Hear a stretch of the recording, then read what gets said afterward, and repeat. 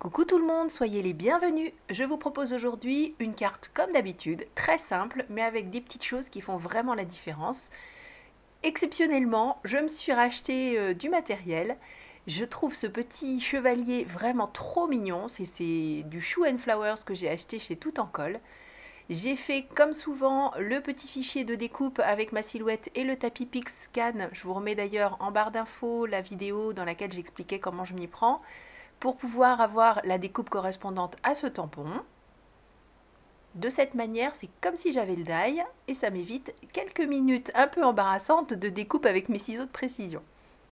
Bon, je suis désolée de cette voix un petit peu couverte, un peu nasillarde par rapport à d'habitude, mais j'ai une bronchite qui m'embête depuis 3 semaines. Je commence un peu à voir le bout du tunnel, mais pour doubler les vidéos, je fais régulièrement des pauses pour pouvoir tousser à mon aise, boire quelque chose de chaud et revenir avec vous. Bref, ça va passer. Bon, on revient à ce qui nous intéresse, à savoir la carte. J'ai choisi des couleurs assez douces. Je vais faire un fond qui va quand même prendre pas mal de place dans la carte. Donc il faut que le petit bonhomme s'en sorte, mais il ne faut pas non plus que ce soit trop criard. Donc j'ai choisi des jaunes pour faire comme si la couronne était un peu dorée. J'ai mis en haut une petite bande de vert pour pas que ça fasse trop de jaune non plus. Et puis du vert, il y en aura ailleurs dans la mise en couleur. Donc je me dis que ça fait un petit rappel sympa, comme d'habitude. Hein, vous savez, on aime bien faire en sorte que ce soit assez joli ce qu'on propose. Le petit loup en lui-même, je l'ai laissé en blanc. Donc pour faire les ombres, j'ai choisi des gris.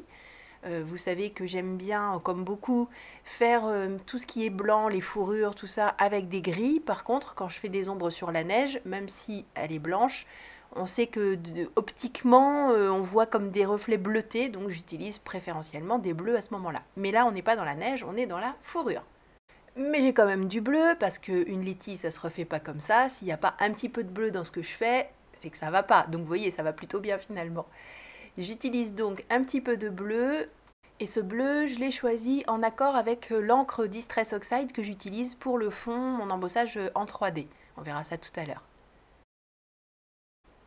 Alors le fameux classeur, le voici. J'ai complètement craqué sur ce classeur effet festonné. Je le trouve magnifique. Il est immense. Alors ça c'est génial parce qu'on ne fait pas toujours que des cartes en format quart de A4 et puis on peut faire des pages. Enfin bref, il est parfait.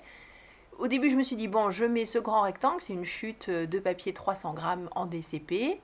Et puis je me suis dit mais non, parce que tu vas quand même pas découper à la bonne taille ton rectangle une fois qu'il sera embossé. Ça va écraser ce que tu auras fait. Ce sera quand même dommage.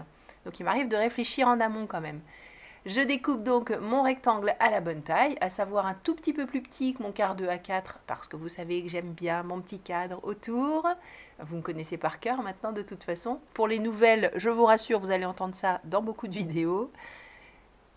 Et j'essaie de centrer mon motif, sauf qu'au final, on va voir que j'ai raté complètement ma mission, mais qu'il est tellement beau ce fond 3D que ça n'a pas d'importance. Voilà, pour une fois, je vous laisse la partie où je passe le classeur dans la Cuttlebug, que j'ai failli passer sans mettre aucune plaque. C'était un peu juste quand même. Alors, j'ai pas de plaque qui correspondent vraiment, donc j'utilise ma plaque B, parce que la D, elle est trop grosse. C'est quand même un classeur 3D. Donc, j'utilise ma plaque B et 2 petits morceaux de carton. Et regardez un peu cette perfection. Il est magnifique, ce classeur. Enfin, moi, je le trouve magnifique, en tout cas. J'ai complètement craqué. Et on voit que mon motif n'est pas du tout centré, comme je l'avais annoncé un peu plus tôt. Pour faire ressortir un peu plus le relief et donner de la couleur à l'ensemble, j'utilise une Distress Oxide, donc j'ai choisi le coloris Salveig de Patina, parce que si ni du bleu ni du vert, enfin bon, pour moi c'est un peu plus bleu, mais après il y a débat, et je le passe tout doucement en fait. Ma mousse, je la promène sur le dessus, parce que le but bien sûr, ça n'est pas de remplir les creux, sinon ça n'a plus vraiment d'intérêt.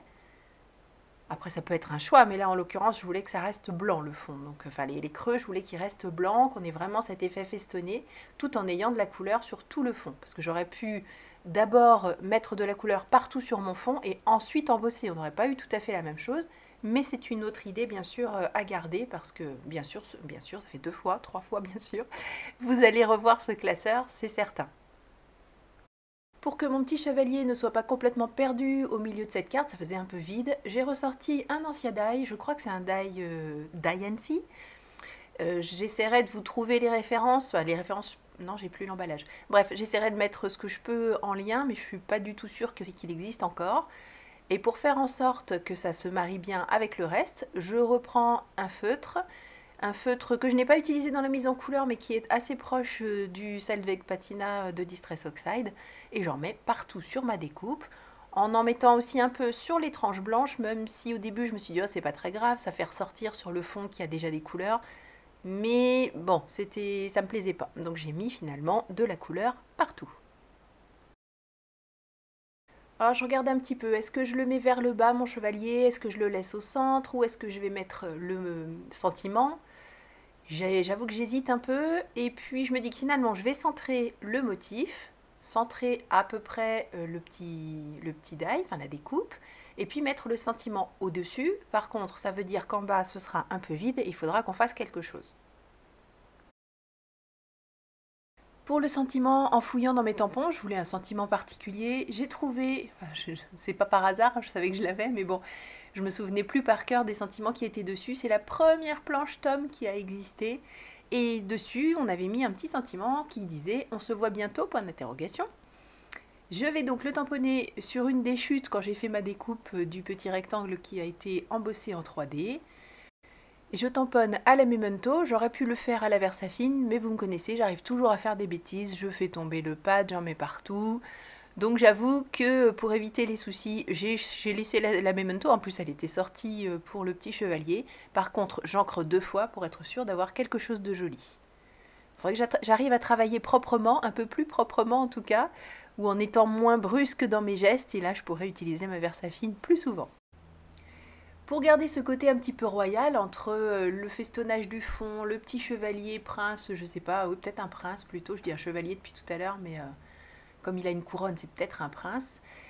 Et je fais des petites queues de poisson. Là, ce que je vous montre, c'est que la coupe que je fais au milieu, j'essaie de la faire de l'équivalent de ce qui se trouve de chaque côté. Donc comme là, on va dire que ma petite bannière, elle fait 1 cm de haut, donc j'ai 0,5 à gauche, 0,5 à droite. Donc je fais une entaille de 0,5 de profondeur.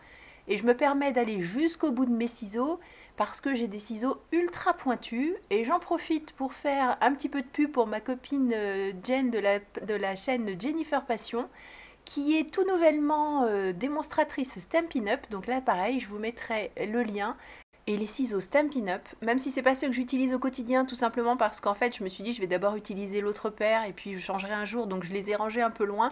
Mais j'avoue que de voir ces vidéos, ça m'a permis de me rappeler qu'ils sont vraiment parfaits ces ciseaux. Vous pouvez y aller les yeux fermés.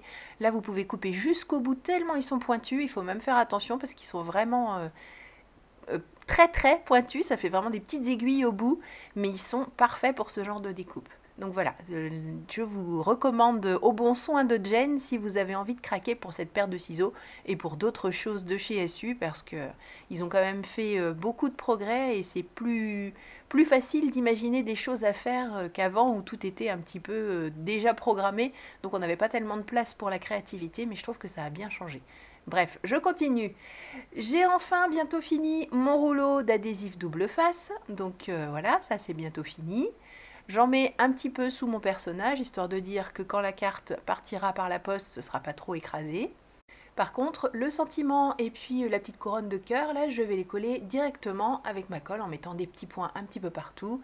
Parce que quand on colle sur du 3D comme ça, c'est pas la peine de mettre de la colle partout. De toute façon, partout où il y a les creux, il n'y aura rien qui va coller. Donc je mets juste quelques points, ça suffit largement à faire tenir les détails. Ici, par exemple, je ne vais pas en mettre sur les autres petites découpes, je ne me concentre que sur les cœurs. Ça me permet comme ça de pouvoir tenir sans me mettre trop de colle plein les doigts. Référence à ce qu'on a dit avant par rapport au fait de travailler, certes un peu vite, mais pas toujours dans des conditions idéales pour garder une carte bien propre. Bon là je badigeonne un petit peu parce que j'avoue que je ne sais pas trop où ça va tomber, mais j'en mets vraiment pas beaucoup. De toute façon, c'est ma colle pointe fine railleur que j'ai racheté. Je suis allée voir ma copine Noël chez Tout en Colle, vous l'aurez compris. Donc j'ai fait, comme il y avait bien 4 mois que je ne l'avais pas vue. Donc j'avoue que je me suis fait un petit peu plaisir et j'ai racheté du matériel utile comme cette petite colle.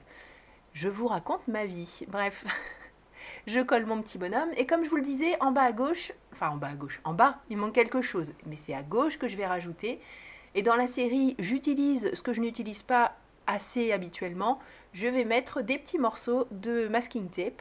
J'essaie de choisir des couleurs qui s'accordent bien sûr avec ma carte. Donc j'en ai un bleu-vert qui va pas trop mal. Au final, en le posant, je me suis dit il est quand même très vert, mais bon, ça passe. Et puis pour faire un petit rappel du gris de l'épée et puis le gris de sa fourrure, je mets un argenté. Pour ce qui est de la découpe à droite, un petit peu en biseau, c'est juste parce que quand j'ai déchiré le masking tape, il est venu comme ça, donc je l'ai laissé. Et pourquoi j'en mets deux? Parce que vous voyez, un seul, ça faisait un peu bizarre, ça faisait un peu placard. Que là, en mettant un deuxième petit morceau, ma foi, ça fait un peu plus déco. Et je laisse dépasser sur le côté gauche pour rabattre derrière, pour que les finitions soient les plus jolies possibles. Pour la base de carte, c'est pas très compliqué, c'est celle que j'ai créée en plus lors d'une des dernières réalisations que j'ai partagées avec vous, donc c'était tout prêt, c'est pas pratique, et non pas Patrick.